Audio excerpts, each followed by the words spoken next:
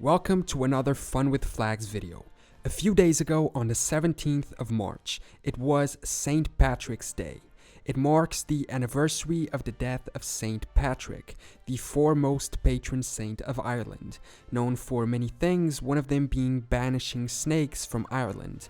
But above all, it is a day where Irish culture is celebrated across the world. So today, although being a few days late, I thought we would expand that look into Irish culture and learn about the history and meaning of the flag of the Republic of Ireland. Now, today, the flag of the Republic of Ireland looks like this: a vertical tricolor, green, white, and orange. But as it is usual in these videos, I think it's important to travel back and take a look at the history of Ireland as an island and find out how the flag, or at times flags, evolved throughout time. Before the arrival of the Normans in Ireland, there was Gaelic Ireland. Essentially, Gaelic Ireland was the political and social and cultural order that existed in the entire island before the Normans arrived. So ever since prehistoric times until 1169. However, even with the arrival of the Normans, a few regions throughout the island continued to follow these customs, not being under the rule of the invaders, if you will. The Gaelic social order is only seen as fully gone in the 17th century. There is no specific flag for this time, except this Irish green sunburst flag, something considered a traditional Gaelic symbol but only adopted in the 1800s. Despite that, a few cultural items give us a look at which symbols Gaelic Ireland used to represent its culture, like the Ardagh chalice, the cross of Cong, Murdoch's high cross, or the Tara brooch. However, if we move forward in time a little, we do run into a few Gaelic and Norman kingdoms, and it is in them that we see the origin of a few of the symbols we associate with Ireland today. I won't get into all of them because this video isn't supposed to be about Irish history, just the history of Ireland's flags. As you can see, there were a lot of kingdoms throughout medieval times, evolving throughout time, sometimes merging together, sometimes splitting apart, and slowly falling into the control of the Normans in some of the cases. All of these kingdoms had specific symbols which represented their land, most of the time, or probably all of the time, being related to the coat of arms of whichever house ruled the duchy or kingdom. 4 of these initial kingdoms stand out, because they are now seen as the 4 provinces of the island. They are Connacht, Ulster, Munster, and Leinster. Now, I cannot be sure if the following exact symbols were already in use at the time of the kingdoms, or if they were only later associated with the provinces which exist since the 17th century. Connacht displayed as its coat of arms a divided shield, with an eagle on the left and a knight's arm and sword on the right. Ulster, a red cross on a yellow field, with a white crest in the center bearing a red hand. Munster, 3 golden crowns on a blue field, reminding me of the coat of arms of Sweden. Maybe there was some relation between the dynasties. And Leinster, which had a golden harp on a green background, 2 symbols which we associate more with modern Ireland. The Gaelic kingdoms coexisted for some time with the Norman-ruled lands, which were essentially ruled by the English. However, English control continued to grow within the island, taking up more land and conquering or incorporating former Gaelic kingdoms into its rule.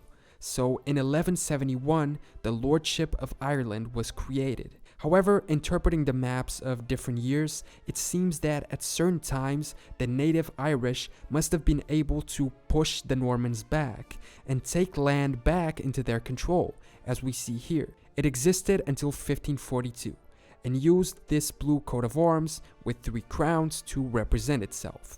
It's said that these were the arms of Edmund the Martyr, a king of East Anglia which the Norman lords of Ireland adopted as their banner, but it also looks similar to the arms of Munster which we just saw. A fun fact is that, technically, the Lordship of Ireland was a domain of the Pope, but administered by the English, who used the expansion of Christianity as an excuse to invade the island. In 1542, the Lordship of Ireland became the Kingdom of Ireland, existing until 1800 and taking up essentially all of the island. There was, however, a brief period of Irish independence during the 11 Years' War. A part of Ireland was ruled by the Irish Confederation from 1642 to 1652, and they are said to have used a green flag with a golden harp. I couldn't find the origin point for this harp, or why it has been chosen as Ireland's symbol.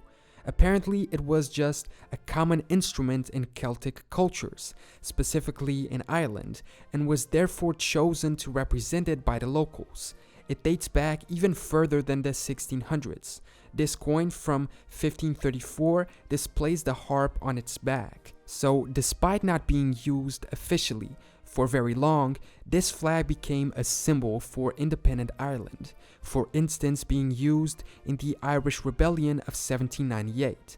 But this confederation only existed for the 10 years. Still during the war, the Commonwealth of England also existed, a temporary denomination of England, Wales, and Ireland, flying a strange flag which depicted the Irish one at one corner from 1659 to 1660.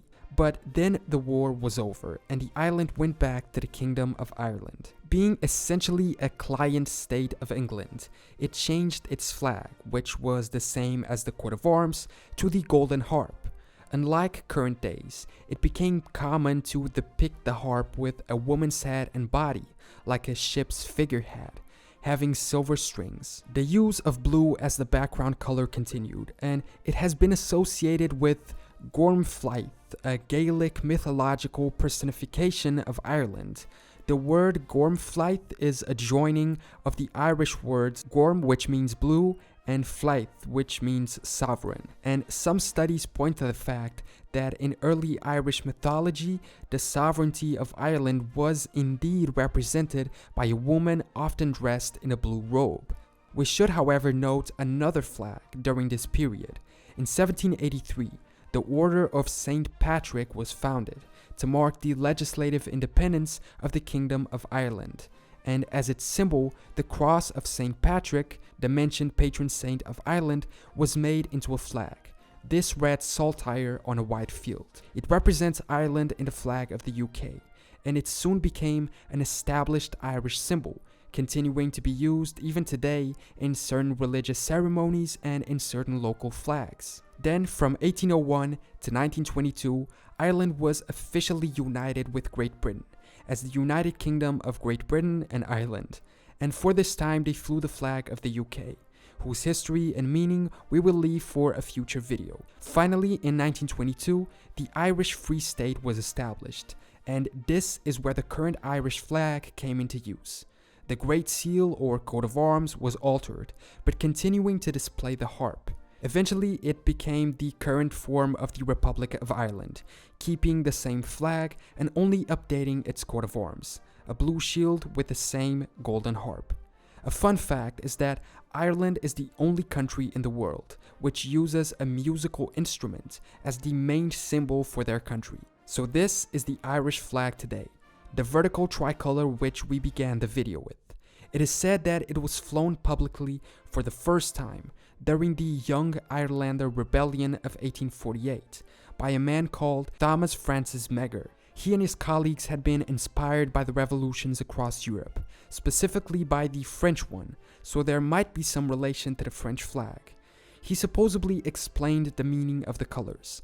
The white in the center signifies a lasting truce between the orange, representing the Protestant minority, and the green, representing Irish patriotism, republicanism, and Catholicism. Some people also say the green represents Ireland's green fields and grassy landscapes. The tricolor became popularly used along with the golden harp and green field flag during the Easter Rising of 1916, which was an armed insurrection by Irish Republicans to end British rule. It was then used during the Irish War of Independence from 1919 to 1921 and as a symbol of the Irish Free State from 1922 to 1937. When the Irish Constitution came into law later that year, it was confirmed as the official flag of Ireland. As the Republic of Ireland became independent in most of the island, the top right corner continued to belong to the UK as Northern Ireland. Officially, today their flag is the Union Jack of the UK. However, in the past, the North Ireland government used the Ulster banner from 1953 to 1973. Containing the symbols of Ulster, which we saw earlier. This flag was eventually removed from official use. The St. Patrick's saltire is also sometimes used, apparently during St. Patrick's Day parades in the region. So this is the Irish flag. A vertical tricolor, its shape perhaps inspired in the one of the French flag after the Revolution. The green stands for republicanism, patriotism, and Catholicism. The orange for Protestantism, since initially the Protestants were supporters of William of Orange, and white for peace and harmony between the two and the unity of the Republic of Ireland. The coat of arms is still the harp, which remains as the country's main symbol, as is seen in its usage on the back of Irish euro coins, almost 500 years after medieval Ireland did the same. Inside Ireland, some of its institutions, regions, and cities fly flags with these same symbols and colors, like the flag of the city of Dublin, the province of Munster, the Irish Coast Guard, or the presidential standard. Throughout the world, some flags are similar to that of Ireland's, the most evident being Côte d'Ivoire, which only switches the orange with the green. And that is a brief look at the history and meaning of the Irish flag. Thank you so much for watching. If you enjoyed the video, make sure to subscribe and leave a comment below with any opinions, suggestions, or additional information. I will see you next time for more general knowledge.